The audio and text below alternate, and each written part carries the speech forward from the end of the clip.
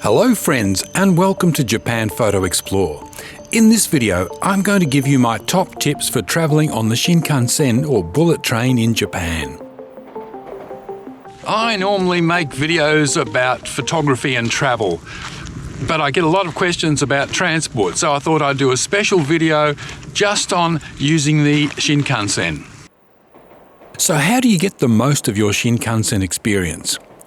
I'll show you how to travel economically, comfortably and enjoyably on the Shinkansen.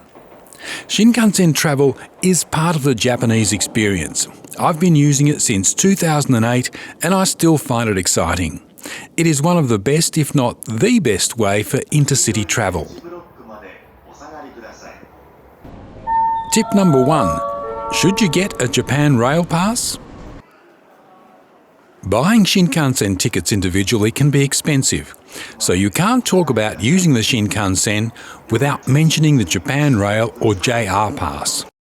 A JR Pass is a ticket that you buy for unlimited travel for 7, 14 or 21 days on Japan Rail trains and buses. However, you've probably heard that there is a scheduled price increase of about 65% starting October 2023. Without the price rise, JR passes are a no-brainer for intercity travel. For example, the return Shinkansen fare from Tokyo to Osaka is $208. A 7-day Japan Rail Pass, which allows you to travel all over Japan, costs just $220. With the new price rise, this jumps to $371, so you need to calculate whether, for your trip, this still represents good value. To compare, you can use the Navitime website or app to give you an idea of how much your trip would cost buying individual tickets. JR passes are the same size as single-use regular tickets, which you can scan through the automatic gates. However, unlike a single-use ticket, you're going to be using this pass for up to 3 weeks. Because they're so small and valuable, you need to take extra care to keep your pass safe. And remember to remove it from the ticket gate. If you lose it, you can't get a refund or a replacement. Especially with the impending price rise, you'll want to maximise the value of your pass. There are a couple of ways to get the most Shinkansen bang for buck with your JR pass.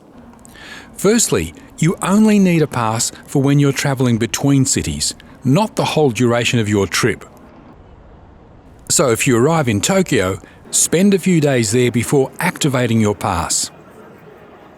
Then, at the end of your, say, 7-day Shinkansen journey, spend a few more days at your final destination, say Osaka. Your pass will have expired for the return trip to Tokyo, but you can make your way back by air or bus. With advanced purchase, you'll find it probably cheaper to fly back. This way you can have a 2-week holiday or longer and only buy a 1-week JR pass. Tip number 3. Know your Shinkansen. Even on the same route, Shinkansen can have different names depending on how many stops they make. For example, on the most popular Tokaido line, which connects cities including Tokyo, Nagoya, Kyoto and Osaka, there are 3 types of Shinkansen. The fastest and most expensive, with the fewest stops, is Nozomi. The next fastest is Hikari. And the cheapest, which stops at all stations, is Kodama. If you want the Shinkansen experience but don't need a JR pass, the cheapest tickets you can buy are on the Kodama. Tip number 4. Know your JR passes. Now, some people may think there's only one rail pass in Japan. In fact, there are a lot of regional passes as well, which will allow you to use the Shinkansen and other JR trains in that region. Unless you're really covering a lot of geographical area, I would suggest considering one of these because they can be much better value, especially with the new price rise for the National Pass. And there's so much to see beyond Tokyo, Kyoto and Osaka. For example, the Hokuriku Arch Pass gives you access to cities including Tokyo, Nagano, Kanazawa, Kyoto and Osaka. You can use it on the Shinkansen between Tokyo, Nagano and Kanazawa, but not on the Tokaido Shinkansen between Kyoto and Tokyo. But it's only $181 for 7 days of travel. Tip number 5. Save your pass for intercity travel. Although JR passes can be used on local trains, they are better value for intercity travel, especially when using the Shinkansen. When you arrive in Japan, you will have to convert the voucher that you've purchased into an actual Japan Rail Pass. The easiest way to do this is to go to a JR service centre in one of the major stations. You can nominate which day you would like your pass to begin. So if you arrive in, say, Tokyo and you plan to spend a few days there, you should nominate the day when you're leaving Tokyo as the first day of your pass. Tip number 6. Reserve your seats. You can do this when you exchange your voucher for your JR pass, or any time after that. Seat reservations aren't required for all Shinkansen, but on the Hayabusa Shinkansen, which services northern parts of Japan, the whole train has reserved seats only. But even if your train does have non-reserved cars, I still recommend seat reservations.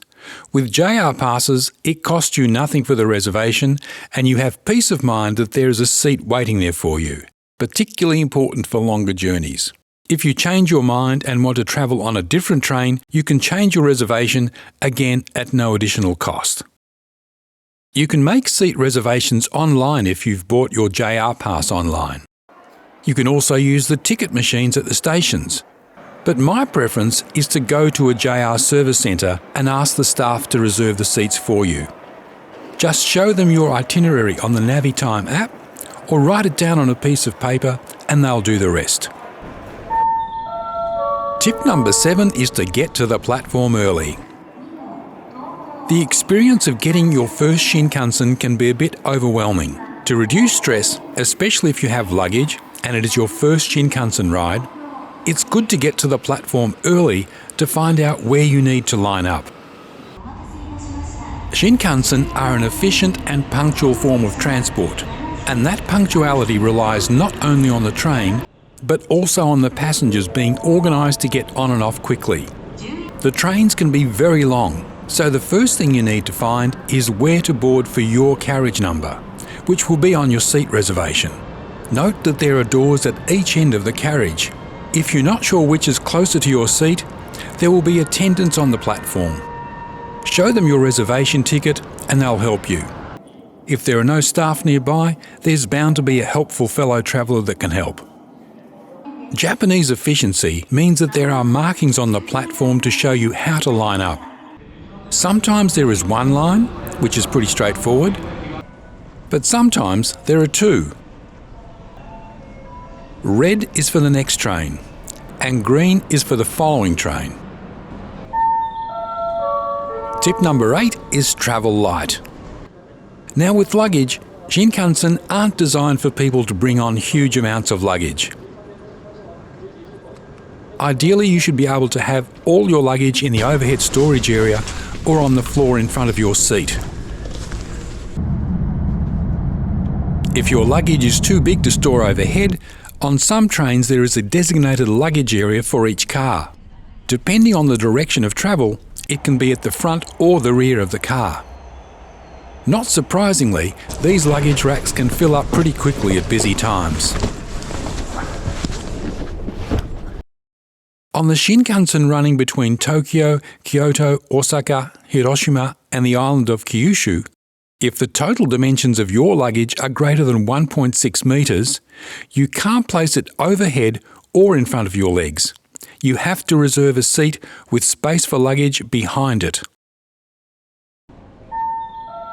Tip number 9 for riding on the Shinkansen is to buy a bento or Japanese lunchbox for your train journey.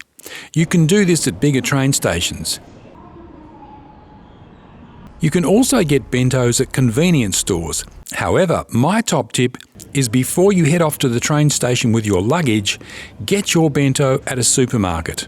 Many large supermarkets will have a kitchen in the store, Some of the best, freshest and cheapest bentos I've ever bought have been from supermarkets. Unlike local trains, eating on a long-distance train like the Shinkansen is quite common, so relax and enjoy your bento. When you're done, you can dispose of your rubbish in the bins at the end of the carriage. Tip number 10, enjoy the ride.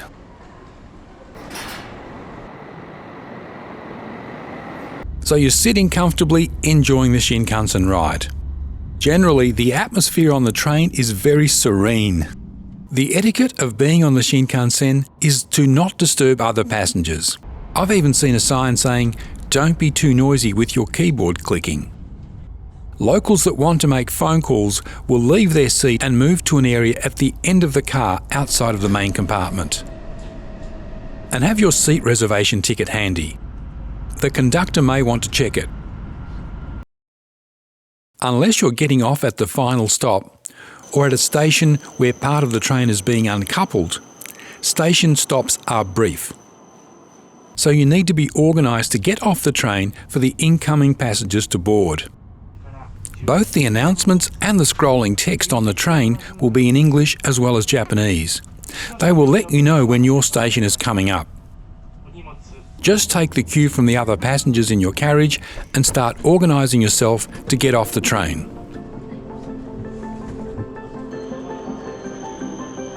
I hope you found this video interesting and helpful. If you did, it would really help me out if you click that like button. Please let me know if you have any questions, comments or updates.